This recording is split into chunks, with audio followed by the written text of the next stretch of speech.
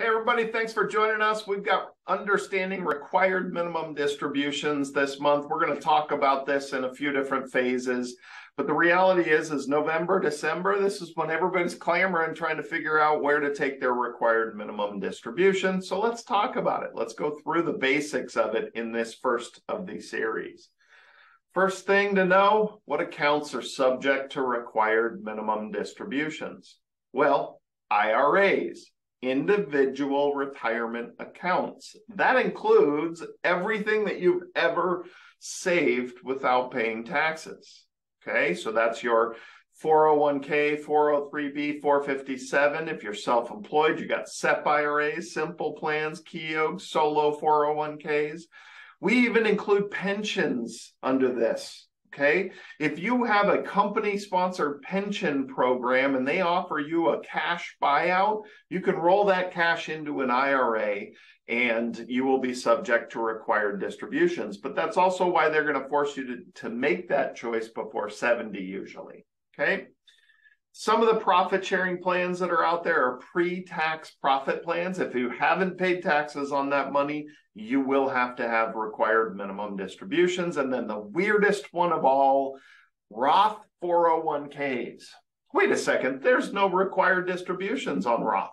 Oh, but if it's still in 401k status when you hit 72, there is.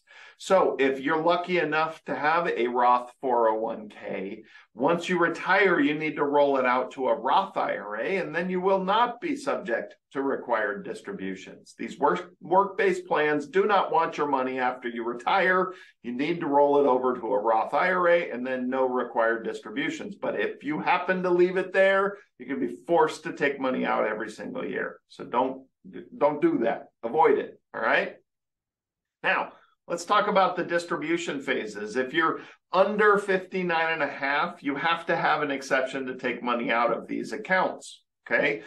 Otherwise, you'll be penalized 10%. So early distribution is prior to 59 and a half. Regular distribution is 59 and a half to 72. There's no penalties to take money out, and there's no limitations, and there's nobody forcing you. You can take as much or as little out of your IRAs or even that Roth 401k. And then required minimum distribution phase is 72 now. It used to be 70 and a half. Now it's 72, and it's much easier to understand at 72. Nobody knew why the little half. I asked everybody. I've searched the Google machine. I don't know why they had the half on there. So now it's just 72 and a little bit easier. So let's jump into the rules. Based on an individual's collective balance of pre-tax money on January 1st of every year. There's a lot in that statement. Okay, first of all, individual.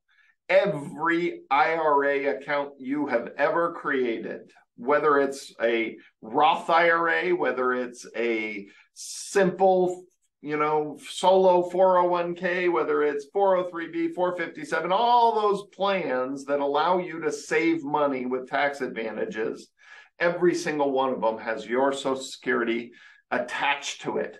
And on December 31st of every single year, every custodian holding money and reporting it has to send that value of that account to the IRS and tell them how much money you have. So the IRS is fully aware of every dollar that you have if it's tax advantaged in any way, shape, or form, Roth or IRA, okay? So the other thing is the IRS could care less how many accounts you could have. You could have 47 different accounts. You don't have a required distribution from each account. You have a required distribution, which is one number, and as long as you pull it out from somewhere, they don't care, okay? So if your required distribution for 37 accounts totals up to $13,000, you can pull it all from one account if you want to, all right? So value of your money, close of business December 31st, it's just easier to say, hey, January 1st, okay? It's the beginning of the year, the value of the money before opening of the market. And then it's your age at the end of the year, okay? So value of money beginning of the year, age at the end of the year, and then we have to find how to calculate it. We need the two pieces of information. First, Then we find the table that we're subject to. There's 3 different ways to calculate required distributions. For most of us, it's the IRS Uniform Distribution Table, which we'll show you in upcoming videos on how to actually calculate it. There's also a joint table. If you happen to have a spouse more than 10 years younger than you, you'll have a smaller required distribution. We know who makes the rules around here.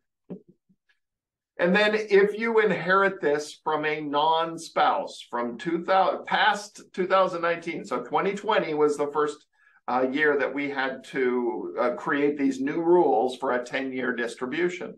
If the person you're inheriting money from passed away in 2020 or later, okay, not earlier, later, this gets a little confusing, 2020 or later, then you have a 10-year required distribution. You get to create your own table. They just want to know the money's out within 10 years. That's it. You can pull 0, 0, 0, 0, 0 all the way to the 10th year and pull all the money out if you want. Different types of accounts, the 403Bs, 457s specifically. Okay, 403Bs, 457s sometimes come with employer restrictions on your access. Sometimes they require annuitization. Sometimes they're subject to 10-year payouts. Sometimes you've got these restrictions that change what you're able to do. So before you turn 72, you better understand everything going on in those accounts, especially if you're at TI-CREF or the other one is CalPERS, that we've run into some crazy things, but it's all employer-based. Okay, it's not TI-CREF's fault. It's just every university has different rules and every department has different rules. And so we've got to be careful about some of these accounts because they might really mess things up later in life. If you fail to take a required distribution, it's a 50% penalty. That is enormous. So be very careful. The only responsibility to take the required distribution is you. You have this big nasty penalty. You are ultimately responsible. Okay? Every advisor should be there to help out. Every custodian should be able to calculate your required distribution, but nobody can take money out of your account and send it to you without your permission. So you've got to give them permission to give you that money. Required minimum distributions cannot be converted to Roth. I don't care how old you are, you can continue to convert money to Roth. It just can't be part of your required distribution. So if your required distribution is $10,000, you have to take that $10,000 and then you could go do a Roth conversion, okay? And again, remember, spouses get special treatment. So if you inherit a Roth or an IRA from a spouse, the neat little exception that you get that most people take advantage of is you can just roll it right into your own and assume it as your own. Okay, so that's typically the easiest for most people, is to assume the IRA or Roth accounts as their own and follow their own required distributions. Now, the first day you have to take your required distribution can sometimes make people go cross-eyed. So I will simplify it. The calendar year you turn 72 is your first required distribution. The calendar year you turn 73, did I say 62? 72. The calendar year you turn 73, you take your second required distribution. Okay, so just what year do you turn 72? Take your required distribution within that year. Now, what makes people go cross-eyed is technically on your first required distribution. If you read very carefully, you are actually allowed to delay that first required distribution until the following year, as long as you take it before April 1st. But the problem with that is that you will then have to take your second required distribution within the calendar year. So that's 2 required distributions in 1 year. And that typically is a bad idea. The only person that might be a great idea is if you're still working at 72. So in the year that you turn 72, you have increased income, but you don't plan on working next year, the year you turn 73.